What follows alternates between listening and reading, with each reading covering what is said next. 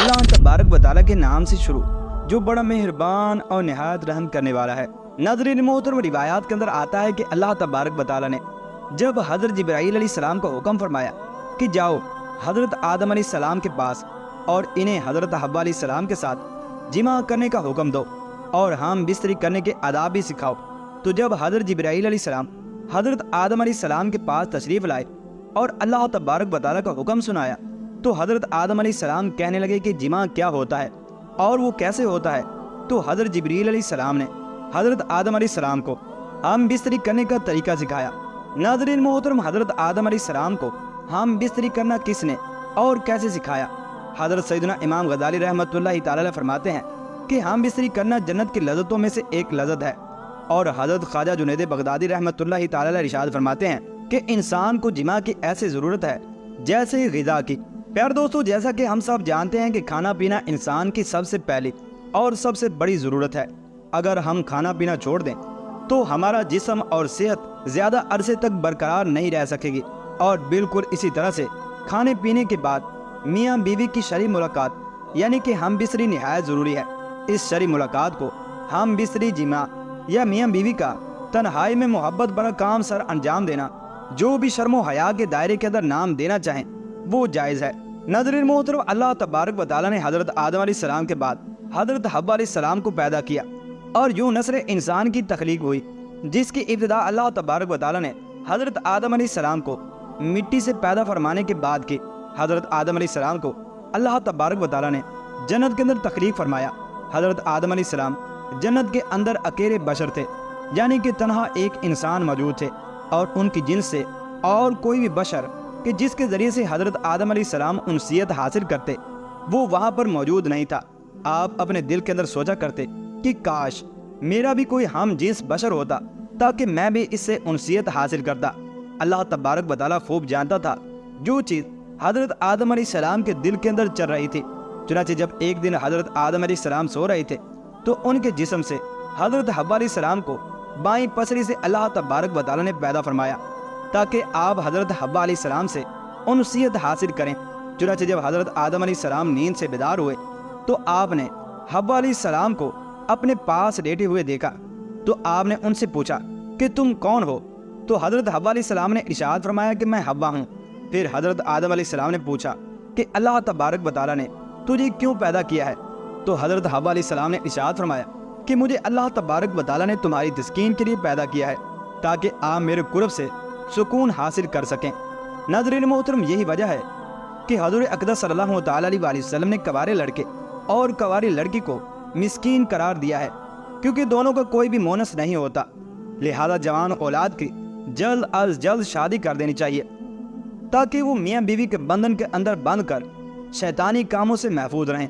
और रिवायात के अंदर आया है कि हज़रत आदम और हज़रत हव्वा अलैहिस्सलाम जन्नत के अंदर खुशी खुशी रहते थे और वहाँ पर पुरऐश ज़िंदगी गुजार रहे थे। लेकिन ये बात याद रखें कि अल्लाह रब्बुल आलमीन ने जन्नत में हज़रत हव्वा अलैहिस्सलाम की तख्लीक से पहले ही हज़रत आदम अलैहिस्सलाम को एक दरख्त के करीब जाने और फल खाने से मना फरमाया था। जबकि बाद रिवायात के अंदर इस वाक़े को इस तरह से जिक्र किया गया है कि हज़रत आदम अलैहिस्सलाम जब जन्नत के अंदर रहते थे तो उनका कोई गमख़ार नहीं था, क्योंकि आप अकेले इंसान थे। चुनांचे आपके दिल के अंदर ये चाहत थी कि काश मेरा भी कोई हम जिन्स होता। चुनांचे अल्लाह तबारक व तआला ने हज़रत हव्वा अलैहिस्सलाम को पैदा किया, लेकिन उस वक्त हज़रत आदम अलैहिस्सलाम और हव्वा अलैहिस्सलाम को हम बिस्तरी और इस तरह की मालूमात अल्लाह तबारक व तआला ने अता नहीं फरमाई थी। और जन्नत के अंदर हज़रत आदम अलैहिस्सलाम और हज़रत हव्वा अलैहिस्सलाम पुरऐश ज़िंदगी गुजार रहे थे और यहाँ तक कि दोनों की शर्मगाहें भी एक दूसरे से छुपी हुई थी। चुनांचे एक दिन फरिश्तों ने हज़रत आदम अलैहिस्सलाम का इम्तिहान लेना चाहा और उन्होंने हज़रत आदम अलैहिस्सलाम से पूछा कि जो मखलूक तुम्हारे सामने मौजूद है ये क्या चीज़ है? तो हज़रत आदम अलैहिस्सलाम ने इरशाद फरमाया कि ये औरत है। चुनांचे उन्होंने दूसरा सवाल हज़रत आदम अलैहिस्सलाम से ये किया कि इस औरत का नाम क्या है? तो आप अलैहिस्सलाम ने फरमाया इसका नाम हवा है। जिस पर फरिश्तों ने फिर सवाल किया कि इनका नाम हवा क्यों रखा गया है? तो हज़रत आदम अलैहिस्सलाम ने जवाब दिया क्योंकि उनको एक जिंदा इंसान से पैदा किया गया है, इस वजह से उनका नाम हव्वा अलैहिस्सलाम रखा गया है। चुनांचे उसके बाद जब शैतान मलून ने हज़रत हव्वा अलैहिस्सलाम के दिल के अंदर वसवसा डाला और उन्हें उस मना करदा फल को खाने की तरफ माइल किया, जिस पर حضرت حوا علیہ السلام اور حضرت آدم علیہ السلام شیطان کے بہکاوے میں آ کر وہاں کا پھل کھا بیٹھے تو اس وقت دونوں کی شرمگاہیں ظاہر ہوئیں۔ چنانچہ حضرت آدم علیہ السلام اور حضرت حوا علیہ السلام اپنی شرمگاہوں کو چھپانے لگے، جس پر اللہ تبارک و تعالیٰ کی طرف سے حکم ہوا کہ اب تم یہاں پر نہیں رہو گے، بلکہ تمہیں زمین کے اندر اتارا جائے گا، جہاں پر تمہاری نسل بڑھے گی اور تمہیں ایک وقت تک زمین کے اندر رہنا ہے۔ چنانچہ پھر اس کے بعد حضرت آدم علیہ السلام اور حوا علیہ السلام کو مختلف جگہوں پر اتارا گیا، جس کے بعد حضرت آدم علیہ السلام کئی سالوں تک اللہ تبارک و تعالیٰ کی بارگاہ کے اندر توبہ کرتے رہے اور روتے گڑ گڑاتے رہے۔ ایک دن حضرت آدم علیہ السلام نے حضور اکرم صلی اللہ تعالیٰ علیہ وسلم کے وسیلے سے اللہ تبارک و تعالیٰ کی بارگاہ کے اندر دعا کی۔ چنانچہ آپ علیہ السلام کی دعا اللہ تبارک و تعالیٰ کی بارگاہ کے اندر قبول ہوئی اور حضرت جبرائیل علیہ السلام کو حکم ہوا کہ جاؤ اور حضرت آدم علیہ السلام کو خوشخبری سنا دو کہ اللہ تبارک و تعالیٰ نے آپ کی توبہ کو قبول کر لیا ہے۔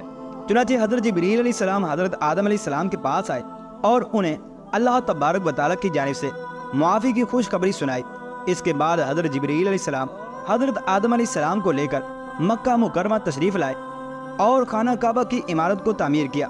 اس کے بعد حضرت جبرائیل علیہ السلام حضرت آدم علیہ السلام کو لے کر حضرت حوا علیہ السلام کے پاس گئے، کیونکہ اللہ تبارک و تعالیٰ نے حضرت آدم علیہ السلام اور حضرت حوا علیہ السلام کو علیحدہ علیحدہ مقام پر اتارا تھا، اور کافی عرصہ گزرنے کے بعد دونوں کے جسموں کے اندر بہت ساری تبدیلیاں بھی آ چکی تھیں۔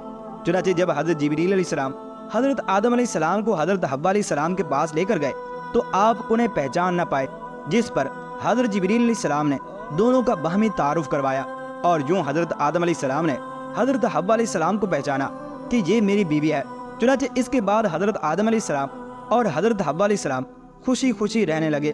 چنانچہ پھر اللہ تبارک و تعالیٰ نے نسل انسانی کو جب اس دنیا کے اندر بڑھانا چاہا تو حضرت جبرائیل علیہ السلام کو حکم دیا کہ جاؤ اور حضرت آدم علیہ السلام کو ہم بستری کا حکم دو۔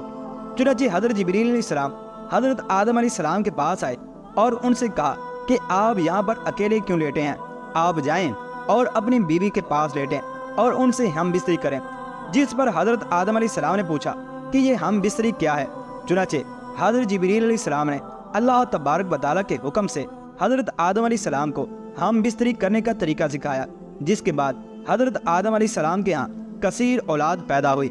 ناظرین محترم، اس پورے واقعے سے ہمیں یہ پتہ چلتا ہے کہ انسان اپنی عقل کے ذریعے سے کبھی بھی درست راستے کا تعین نہیں کر سکتا اور نہ ہی انجان چیز کے بارے میں معلومات حاصل کر سکتا ہے۔